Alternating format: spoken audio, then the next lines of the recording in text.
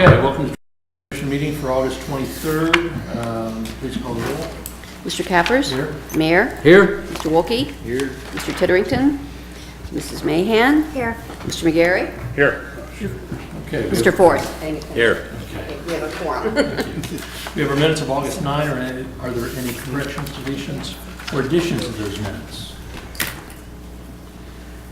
Move for approval. Motion to approve, is there a second? Second. All those in favor signify by saying aye. Aye. Opposed? They stand approved. First matter to come before the commission today is a rezoning application of 93 Robin Hood Lane. Does staff have a report? I do, thank you. You're welcome.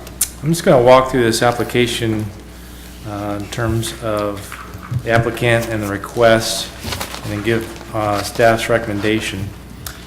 Glenda Glass and Kathy Feigl, who are in the audience today, are the applicants as well as the owners of the property on 93 Robin Hood Lane. And you should have in your packet, of course, signatures and so forth of the applicant, their letter of request, as well as a zoning map and a property map, and then also the R4 zoning district permitted uses and the requested office residential OR1 permitted uses as your reference. So the property is zoned, of course, R4, single family, and the request is to OR1, office residential. 93 Robin Hood Lane, looking at your map, is just north of Marshes, is maybe the easiest way to saying it. The neighborhood to the north and west and south, including the U.S. Armory, are zoned R4 single family. And then directly east of the subject property, you'll notice a light pink, which represents B1, local business. And then, of course, Sherwood Shopping Center is zone B2, general business.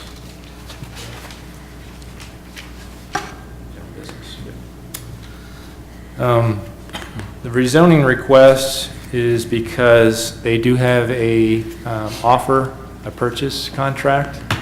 Down at Elko, there are realtors also present. The property was listed for nearly 2 years, and so they finally got a purchase contract, which is motivating them to have the property rezoned. Currently, looking at some history, why it's zoned R4. First, it should be noted that the property was built in 1971 as a commercial office, side-by-side, if you will, unit.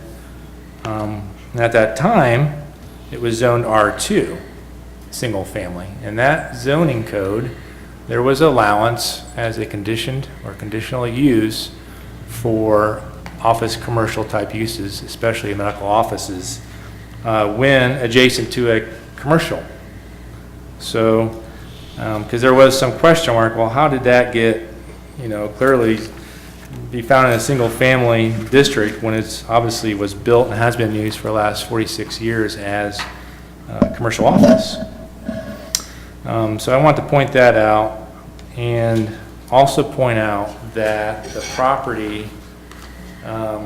when it was rezoned at some point around 2000, maybe 1999 area,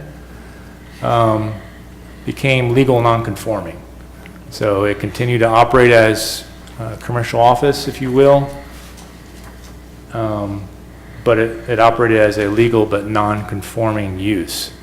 So when it sat vacant for nearly 2 years as a listed property, technically it did lose its legal non-conforming use, which expires after 6 months.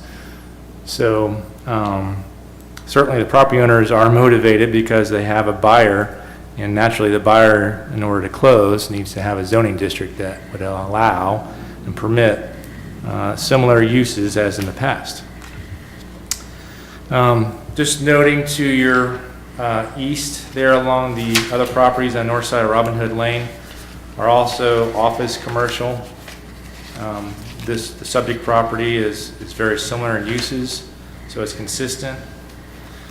working with the applicant and just looking at the various districts from B1, OC, office residential.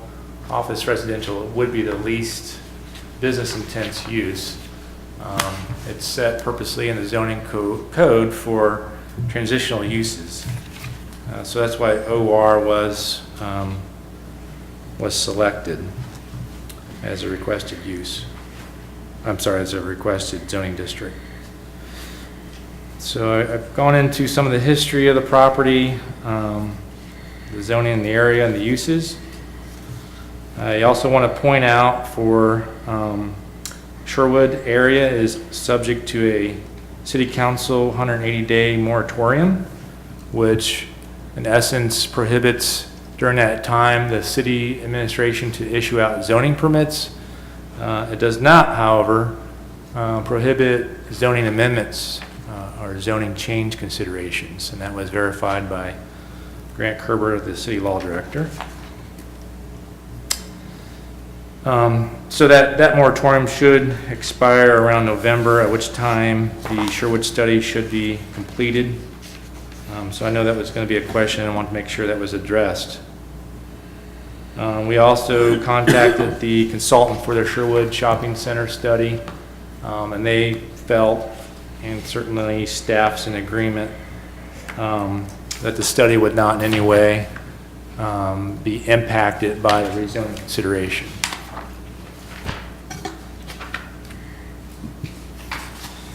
Going to jump down to some of the zoning criterias that Planning Commission looks at when the request is in front of you. And I don't want to be redundant, but again, the first couple criteria is asking about the consistency and intent of the zoning code, as well as the surrounding land uses, making sure the requested zoning district would be compatible. Again, looking at consistency of the past use of the building, the way it was built. It was consistent with the old zoning code. And in the surrounding uses, it is the least intense use, intended to be a transitional zoning district next to residential, as well as B1 district.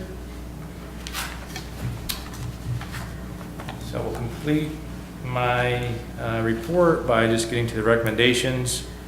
And staff does recommend the rezoning to Planning Commission. Just look at the very end. Does not have a negative impact on the study or the moratorium in process. That was built as an office commercial. OR1 is the transitional district intended for this type of use. And property is consistently being used as it has been for the last 46 years. It would also address the obligation of the property owners with a bona fide offer on the table, purchase contract, as well as move that legal nonconforming that has ceased during the listing period to be in compliance with the zoning district. And also the OR1 district, the lot size and buffer requirements would be met as they are today. Tim's pointed out that need to address the public hearing question. I don't feel, or staff doesn't feel, that a public hearing is necessary at the Planning Commission level, so we would not be recommending at this time a public hearing. And that's all. I'll take Any questions questions. of staff? Do the applicants wish to say anything?